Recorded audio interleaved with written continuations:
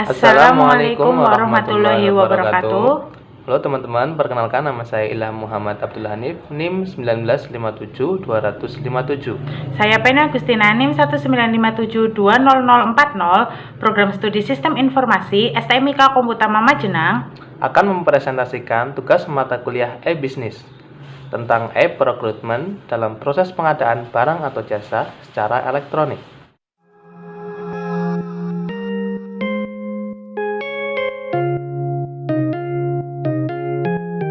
Apa itu e-procurement? E-procurement adalah kegiatan pengadaan barang atau jasa secara elektronik yang difasilitasi oleh software atau web dan koneksi internet dengan memanfaatkan teknologi, komunikasi, dan informasi. Beberapa pengertian tentang e-procurement menurut para ahli, di antaranya yaitu menurut Café tahun 2004, e-procurement merupakan integrasi dan manajemen elektronik terhadap semua aktivitas pengadaan termasuk permintaan pembeli, pemberian hak, pemesanan, pengiriman, dan pembayaran antara pembeli dan pemasok. Selain definisi tersebut, terdapat berbagai manfaat dari diterapkannya sistem e-procurement dalam perusahaan. Menurut Kalakota, Revi, dan Robinson tahun 2001, manfaat e-procurement dibagi menjadi dua kategori, yaitu efisien dan efektif. Efisiensi e-procurement mencakup biaya yang rendah, mempercepat waktu dalam proses procurement, mengontrol proses pembelian dengan lebih baik, menyajikan laporan informasi, dan pengintegrasian fungsi-fungsi procurement sebagai kunci pada sistem back office. Sedangkan efektivitas e-procurement yaitu meningkatkan kontrol pada rantai nilai, pengelolaan data penting yang baik, dan meningkatkan kualitas pengambilan keputusan dalam proses pembelian pada organisasi. Yang selanjutnya ada komponen di dalam e-procurement. Yang pertama, hardware atau perangkat keras. Merupakan salah satu komponen wajib yang harus dimiliki perusahaan. Perangkat yang dipilih sebaiknya memiliki spesifikasi cukup baik dan mendukung perangkat lunak yang akan digunakan nantinya. Tujuannya agar perangkat lunak berjalan dengan lancar tanpa ada hambatan. Anda bisa menggunakan PC, komputer, maupun laptop.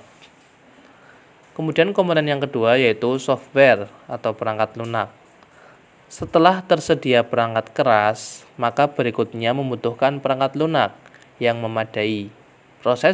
Perusahaan bisa memilih menggunakan sistem online atau offline, tergantung dari proses bisnis masing-masing. Komponen-komponen yang selanjutnya, yang ketiga ada sumber daya manusia atau SDM.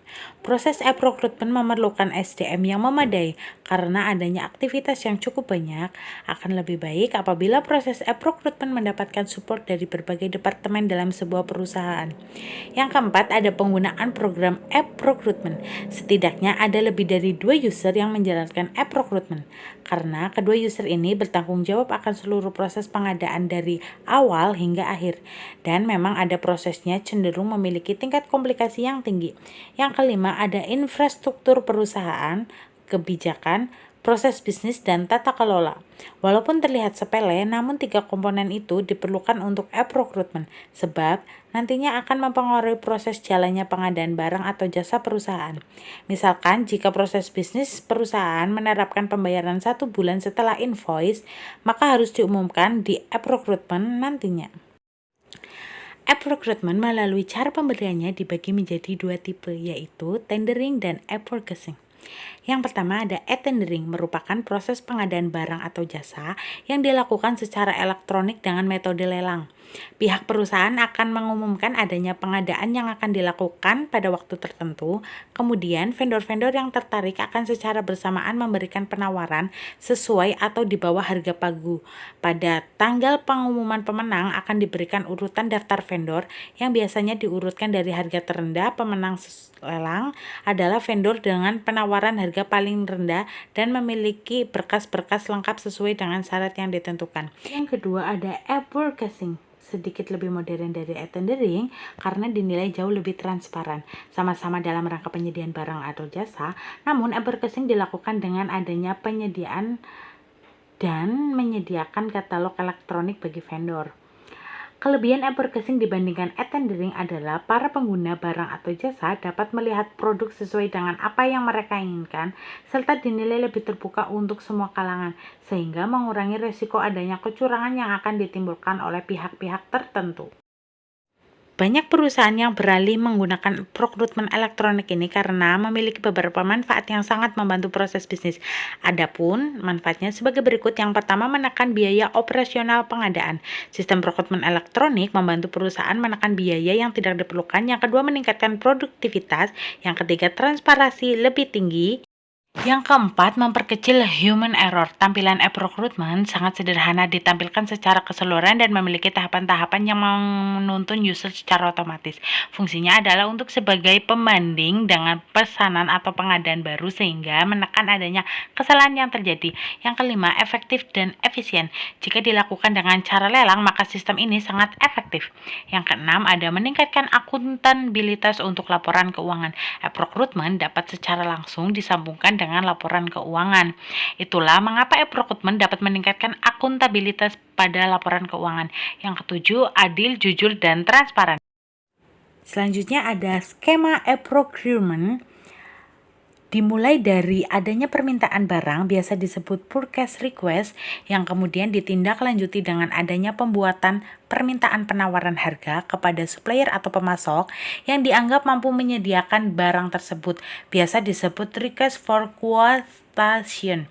Supplier atau pemasok akan merespon permintaan penawaran harga tersebut dengan memberikan penawaran harga. Biasa disebut dengan quotation. Lalu dari penawaran harga tersebut akan dipilih penawaran harga terbaik sesuai kriteria permintaan barang yang telah ditentukan, kemudian dibuat nota pembelian.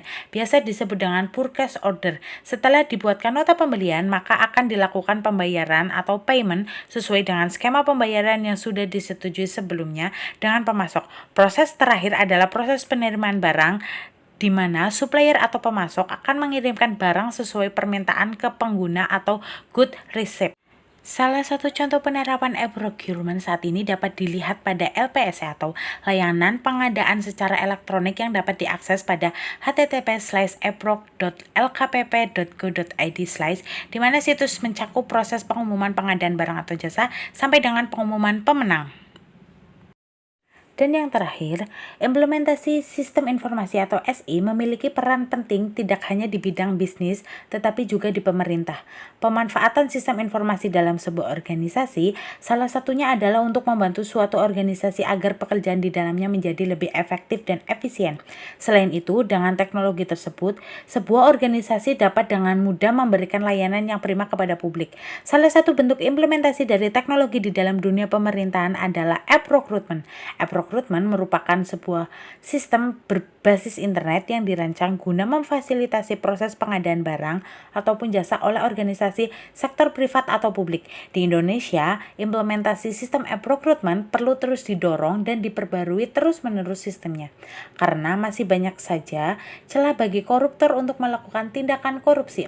Terus timbulnya sejumlah kasus korupsi yang terkait dengan kegiatan pengadaan barang dan jasa, termasuk beberapa kasus korupsi tertinggi yang terjadi di Indonesia, tidak menampik bahwa dengan adanya e-procurement, maka harus korupsi PBJ akan hilang begitu saja.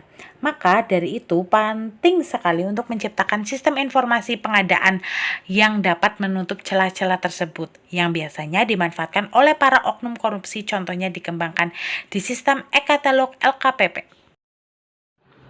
Oke teman-teman semua, jadi itu tadi sedikit presentasi dari kami tentang e-procurement dalam proses pengadaan barang atau jasa secara elektronik. Sekian dari kami. Wassalamualaikum warahmatullahi wabarakatuh.